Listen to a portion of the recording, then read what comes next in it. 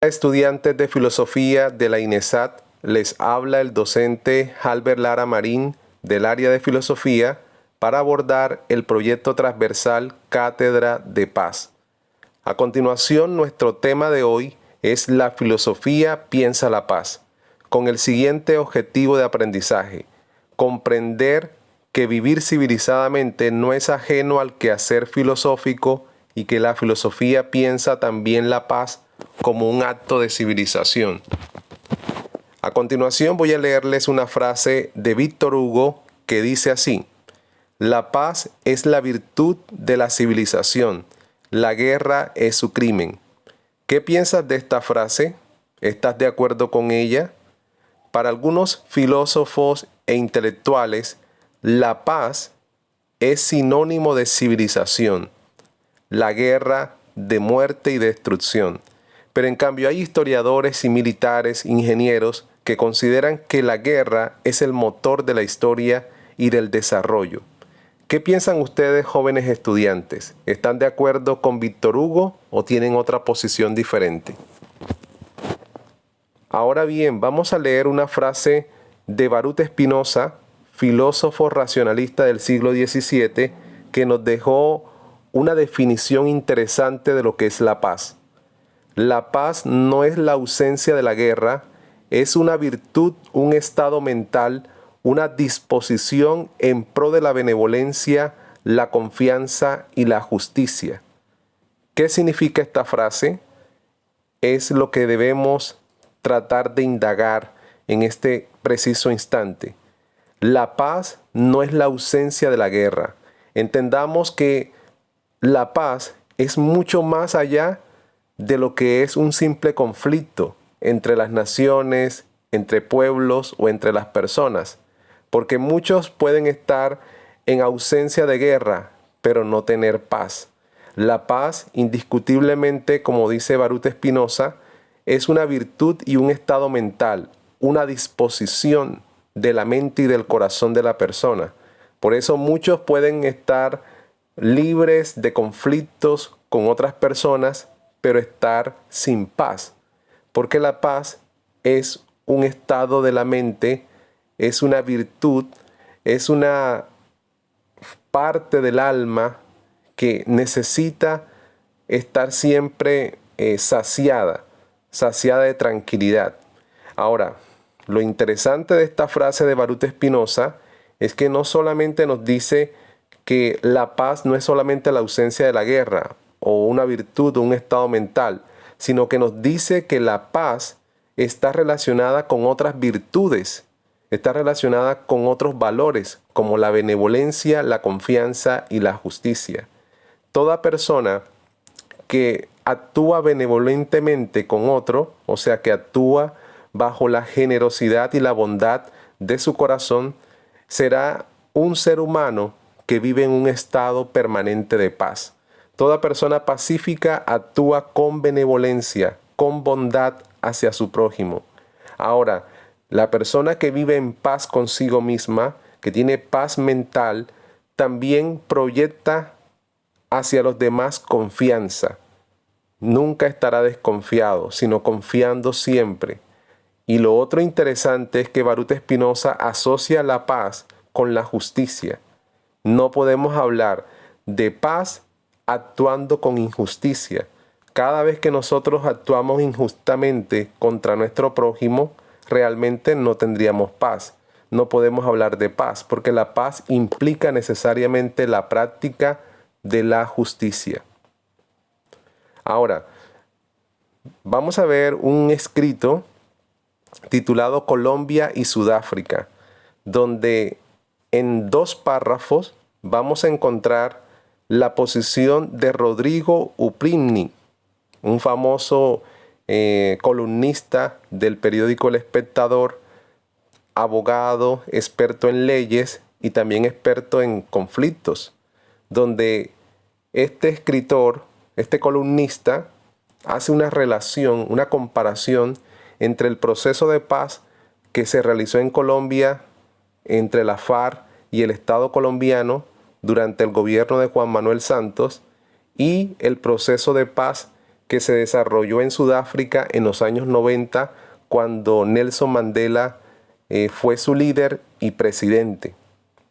Allí establece dos grandes relaciones entre estos procesos de paz y nos lleva a una conclusión que cada uno de ustedes, jóvenes estudiantes, debe inferir de la lectura. ¿Hacia dónde nos quiere llevar Rodrigo Uprinni? Ahora, frente a esa lectura comprensiva que deben hacer los alumnos, ustedes deben responder la siguiente pregunta. Según el autor del texto, los colombianos deberían A. Apoyar incondicionalmente el acuerdo con las FARC. B. Dejar el complejo de inferioridad ante todo lo extranjero. C. Valorar el proceso sudafricano, el colombiano con el mismo rasero. D. Oponerse al acuerdo con las FARC si no se juzga a todos los victimarios. Aquí cada estudiante debe hacer un análisis de esos dos párrafos y, de acuerdo con lo que podemos inferir de la posición del columnista, podremos responder acertadamente esta pregunta. Ahora, en el área de filosofía, la filosofía piensa la paz, encontramos muchos filósofos y escritos que nos hablan de cómo alcanzar la paz. Y uno de esos filósofos se llama Immanuel Kant, que en el año 1795 escribió un libro sobre la paz perpetua. Así se llamaba el libro. Y ese libro tenía como objetivo encontrar una estructura mundial y una perspectiva de gobierno para cada uno de los estados en particular que favorezca la paz. Vamos a hacer brevemente un análisis de los artículos fundamentales de este libro y posteriormente dejaremos la actividad escolar que van a realizar. Miren que la filosofía contextualiza los conocimientos y nos pone a pensar realidades que son necesarias para vivir civilizadamente en nuestro tiempo. Vamos a empezar primero con los artículos preliminares para la paz perpetua. El primero de ellos dice: no debe considerarse como válido un tratado de paz que se haya ajustado con la reserva mental de ciertos motivos capaces de provocar en el porvenir otra guerra.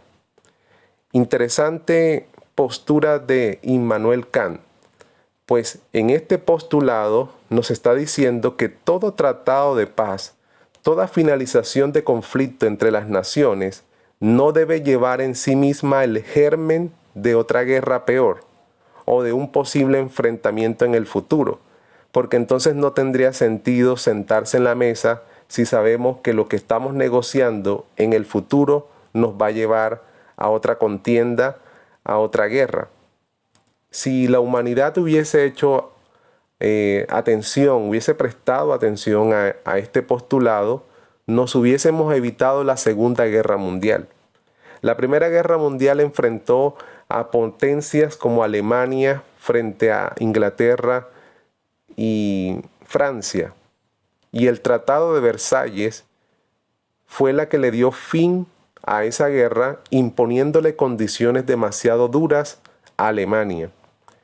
Del mismo Tratado de Versalles surgió lo que más adelante se iba a dar en Alemania como el nazismo. O sea, del mismo Tratado de Versalles venía el germen de lo que iba a suceder después, una guerra peor. La Segunda Guerra Mundial encuentra sus antecedentes en el mismo tratado de paz que le dio fin a la Primera Guerra Mundial. Así que en la historia tenemos muchos ejemplos de los errores de la humanidad por no entender estos postulados que fueron dejados desde el siglo XVIII. Ahora, cada vez que las naciones se sientan y hacen un acuerdo y ese acuerdo no permite una paz duradera, eso significa que definitivamente no se lograron construir los procesos de reconciliación y de paz que eran necesarios. Segundo artículo preliminar: ningún Estado independiente, pequeño o grande, lo mismo da, podrá ser adquirido por otro Estado mediante herencia, cambio, compra o donación.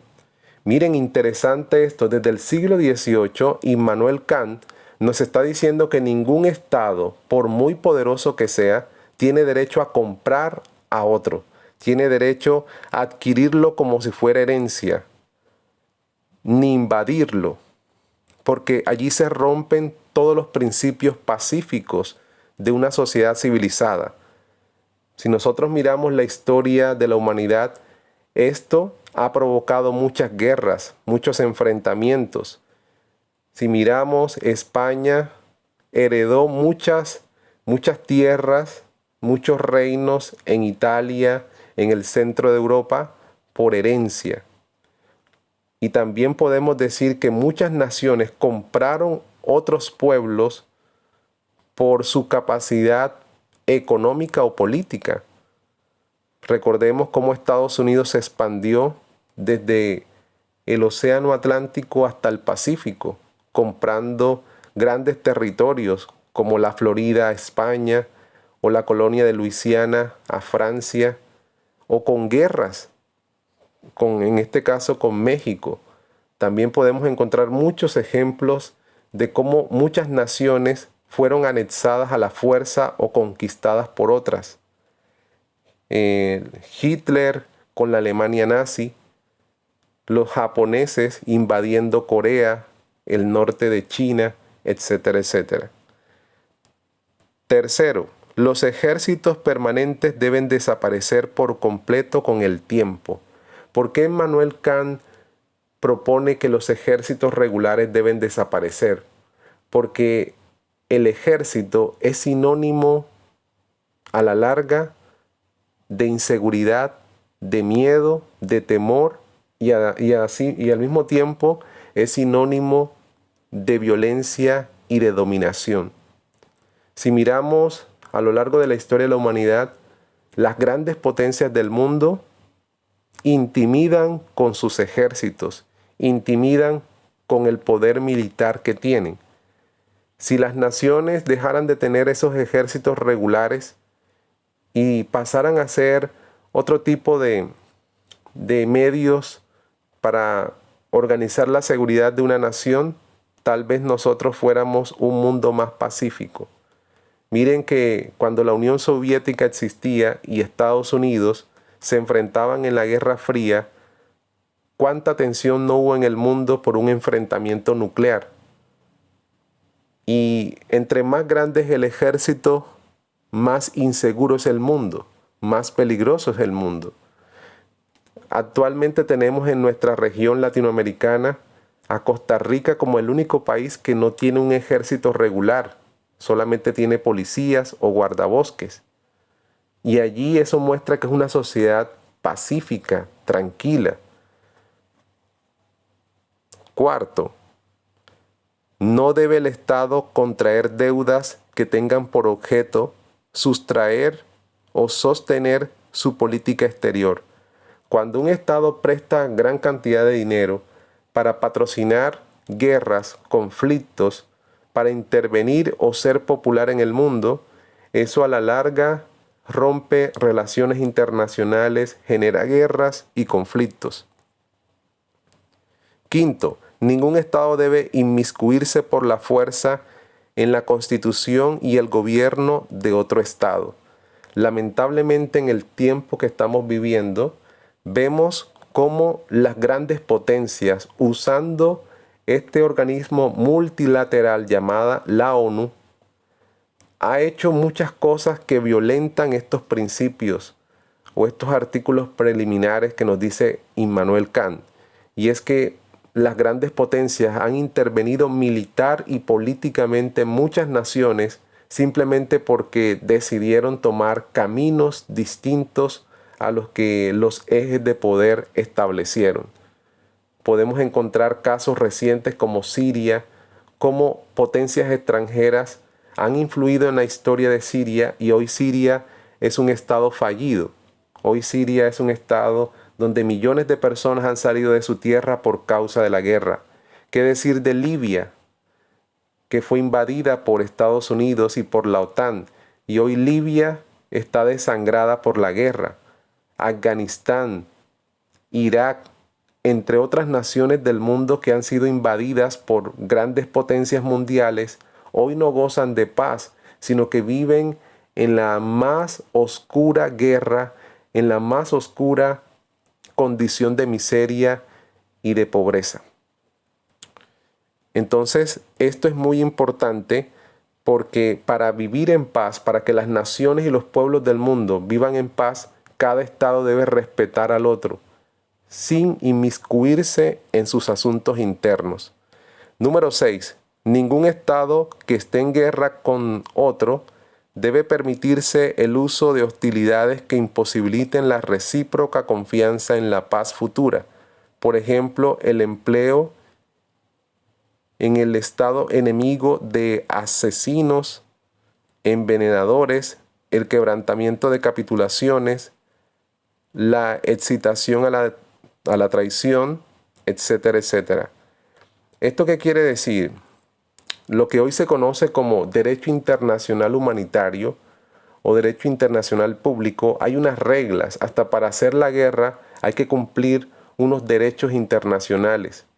No usar, por ejemplo, acá lo menciona, no usar enemigos de asesinos, o sea, no usar envenenadores. Esto significa no usar mercenarios. En este siglo XXI hay naciones que han usado ejércitos mercenarios para dañar, no provocar traiciones ni divisiones para seguir perpetuando una guerra. Desafortunadamente en Colombia y en otras naciones, esto que dice Immanuel Kant no se ha podido cumplir. Ahora bien, vamos a leer los artículos definitivos de una paz perpetua entre los estados. Primero, la constitución política debe ser en todo estado republicano. O sea, la constitución política, según Immanuel Kant, debe ser republicana, democrática, pues él considera, como muy ilustrado, como hijo de la Ilustración, Immanuel Kant considera que el poder del Estado debe haber división del poder del Estado. La rama legislativa, la rama judicial, la rama ejecutiva deben estar perfectamente delimitadas en un Estado para que se pueda gozar de paz, de independencia, de justicia y de bienestar. Para él, el modelo republicano, la constitución política republicana, es la mejor para que pueda existir paz entre las naciones. Segundo, el derecho de gentes debe fundarse en una federación de estados libres. Este filósofo, Immanuel Kant, considera que los estados deben formar una gran federación, una gran nación global, un estado global de estados independientes pero federados, donde se respete el derecho a vivir, el derecho a la propiedad, el derecho a la libertad, donde se respeten los derechos de las personas. Tercero, el derecho de ciudadanía debe limitarse a las condiciones de una universal hospitalidad. Digamos que Immanuel Kant se adelantó a su tiempo. En el siglo XVIII nunca se imaginaron lo que iba a ser una sociedad globalizada a través de la ciencia, de la tecnología, de la informática. Hoy vivimos una sociedad altamente interconectada, globalizada, donde lo que sucede en una nación afecta a otra, donde lo que pasa en un pueblo va a tener su influencia a nivel mundial. Incluso hasta las pandemias y los virus tienen una mayor propagación ahora que en el pasado. Ahora, ¿qué nos quiere decir Immanuel Kant? Que la ciudadanía, el derecho a movilizarse, debe estar siempre motivada por la hospitalidad y el buen trato. Que cuando las personas se movilicen de un lugar a otro, sean siempre bien recibidas. Bueno, una vez explicado todo lo que Immanuel Kant nos plantea sobre las condiciones para la paz perpetua entre las naciones, debemos realizar la siguiente actividad. Esta actividad deben presentarla estudiantes de filosofía en video o en audio. Si es en video, recuerda usar tu uniforme de diario o de educación física. En su defecto, si no lo tienes, un suéter blanco o un jean, pero que sea bien presentado. Estas 4 puntos, 4 actividades, vamos a iniciar con la primera. ¿Se dan hoy las condiciones de las que Kant habló para la existencia de la paz perpetua? Segundo, ¿se puede lograr la paz perpetua entre los estados si no existe paz en la organización interna de cada uno de ellos? 3. ¿Por qué el mundo se centró en el cumplimiento de los artículos definitivos y no en los preliminares? Cuarto, ¿es posible la paz perpetua? ¿Qué piensas, joven estudiante, de estas preguntas? Da a conocer tus opiniones argumentadas a través de un video o de un audio. Muchas gracias por tu atención y esperamos que puedas entregar muy pronto esta actividad escolar.